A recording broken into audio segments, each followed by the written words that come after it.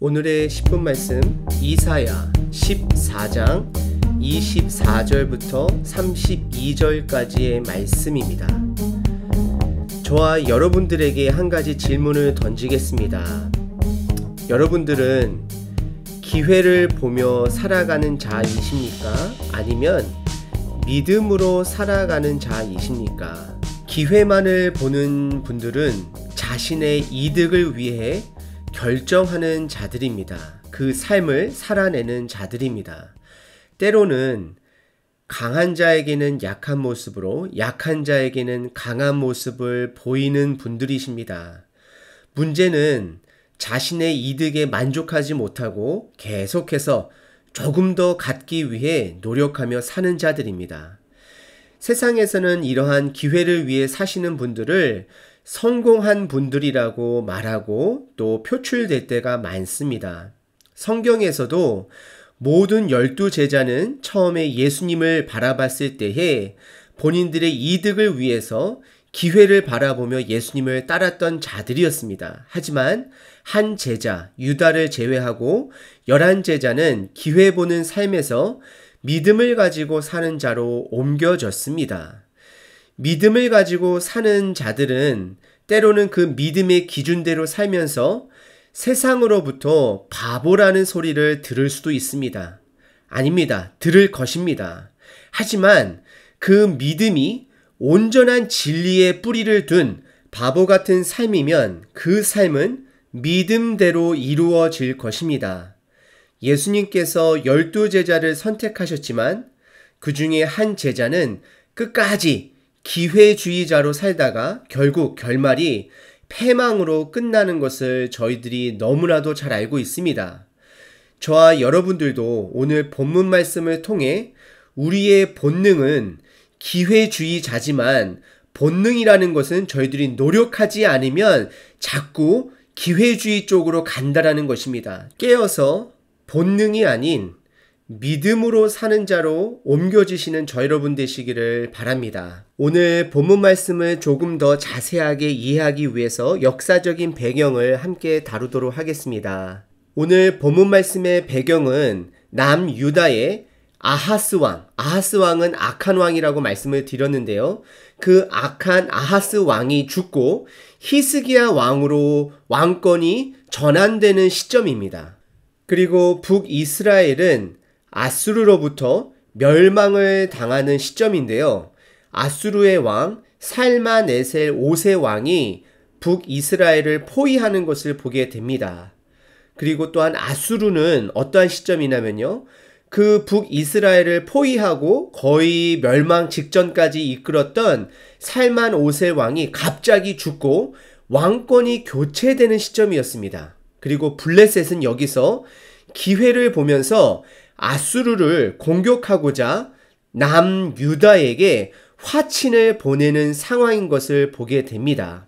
그러면 하나님의 관점으로 나라들을 살펴본다면 북이스라엘은 하나님께서 선택은 했었지만 하나님을 떠나 세상의 방식대로 살던 나라로 변질되었습니다. 그리고 아수르는 하나님의 심판의 막대기로 사용되는 나라이지만 오만과 거만을 떠는 나라였습니다. 그리고 미래의 블레셋 또한 하나님께서 예언하셨는데 심판의 쓰임을 받을 나라고 그 나라 또한 오만과 거만함으로 하나님께서 심판하실 것을 예언한 나라였습니다. 그리고 블레셋은 상황 가운데에 살아남기 위해 때로는 본인 나라의 이득을 위해 기회를 엿보는 나라였습니다. 그리고 마지막으로 남유다는요. 하나님의 은혜를 입은 나라인데요. 사실 하나님의 약속이 없었다라면 다윗에게 한 약속, 그 혈통을 통해 하늘나라를 이루겠다는 약속만 없었더라면 세상 나라와는 별반 차이가 없었지만 그래도 하나님의 약속의 말씀과 또 히스기야 왕처럼 말씀을 갖고 믿음을 가지고 살아가는 자들 때문에 멸망 직전까지 가지만 은혜를 입은 나라였습니다. 오늘 본문 말씀은 크게 두 가지로 나눌 수 있습니다. 첫 번째는 24절부터 27절까지입니다.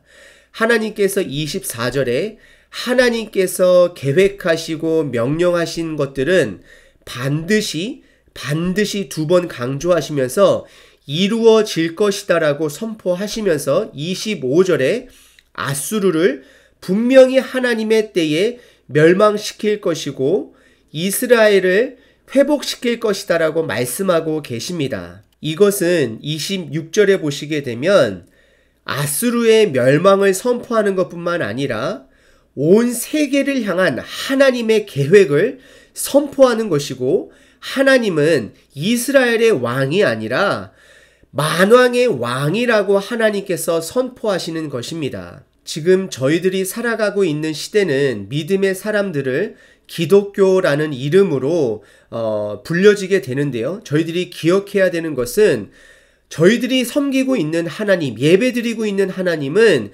기독교만의 하나님이 아니라는 것입니다. 27절에 만군의 여호와께서라는 표현인 것처럼 우리가 하나님의 말씀의 뜻대로 살지 아니하면 모양은 기독교일런지는 모르지만 하나님께서는 심판하신다라고 말씀하고 계십니다. 예수님께서 사역 당시에 이스라엘 사람들이 예수님을 하나님의 아들, 만군의 하나님으로 바라보지 못하고 오직 그들만의 하나님을 기다렸으므로 만군의 하나님을 알아보지 못한 것이었습니다.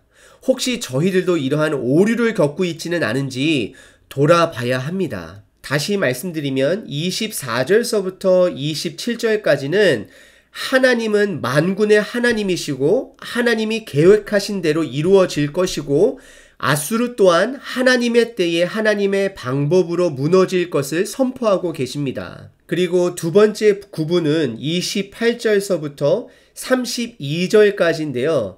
특별히 28절에 보시게 되면 아하스 왕이 죽던 해에 이 경고가 임하니라. 이 경고가 누구에게 임하냐면요, 유다에게 임하는 것인데요. 29절에 블레셋 온 땅이여 너를 치던 막대기가 부러졌다고 기뻐하지 말라.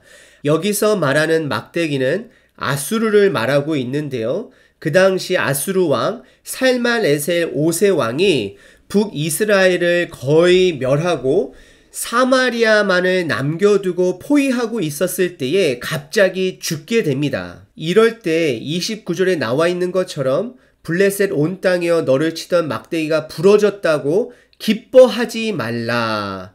이들이 엄청 기뻐하면서 아마도 남유다에게 사신을 보내어서 같이 연합하여 아마도 아수르를 치자고 그렇게 제안한 것을 유추해 볼 수 있는데요. 하나님의 세상을 향한 계획은 이러한 기회자들을 통해서 바뀌어지는 것이 절대 아닙니다. 하나님께서는 이러한 바벨론의 멸망을 말씀하고 계시는데요. 29절 중반에 보시게 되면 기뻐하지 말라. 뱀의 뿌리에서는 독사가 나겠고 그의 열매는 날아다니는 불뱀이 되리라. 그러면서 30절에서는 기근을 이야기하고 있고, 또 31절에서는 성문이여 슬피 울지어다. 성읍이여 부르짖을지어다. 너 블레셋이여 다 소멸되리로다. 하나님께서는 블레셋의 멸망을 선포하고 계십니다. 다시 한번 강조하면요, 하나님의 계획은 지금 이 시대나 예전이나 강대국의 나라의 결정이나 기회주의자들의 결정으로 인해서 하나님의 계획이 변경되어지는 것이 절대 아닙니다.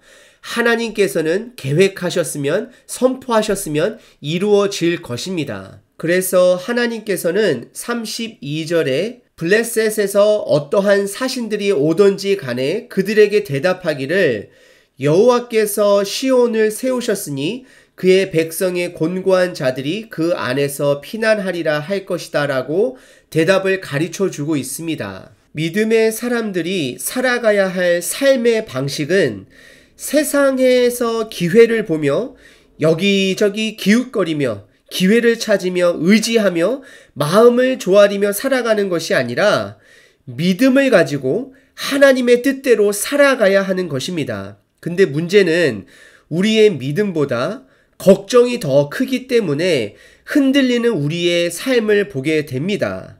여러분들, 담대하게 말씀드립니다. 저 또한도 이 말을 하기가 참 어렵지만 하나님의 뜻대로 살면 이 땅에서는 세상에서 말하는, 그리고 또 어떠한 목사님들이 간증 시간에 나누는 잘된 사람들, 성공하는 사람들처럼 못 살 수도 있습니다. 그럴지라도 영원한 삶의 목적과 가치관을 가지고 믿음을 가지고 살아가야 하는 것이 바로 저희들이 붙들어야 하는 것입니다. 때로는 잘못된 믿음으로 살아가는 제 모습을 발견할 때가 참 많습니다. 하나님을 믿는 목적이 이 땅의 풍요를 위해 아멘 아멘 하는 제 모습을 발견할 때가 있습니다. 하지만 우리는 이미 넉넉히 예수님을 통해 하나님과 동행할 수 있는 관계 회복의 선물을, 복음을 받은 자들입니다. 무엇을 더 바라겠습니까? 그 복음의 삶을 담대하게 세상이 감당하지 못하는 사람으로 살아내시는 저 여러분 되시기를 바랍니다.